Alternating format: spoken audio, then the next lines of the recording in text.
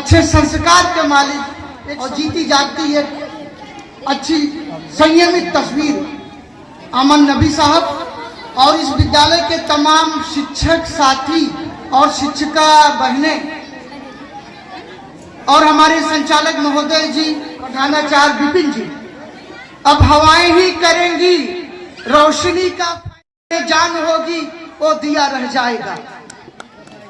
हम लोग बुलाए गए थे, वक्त पे आते, आप लोग सुबह से बैठे हैं खड़ाते और दिन भर ताली बजाते हुए थक गए हैं, इसलिए मैं सब्र का इम्तहान नहीं लूंगा।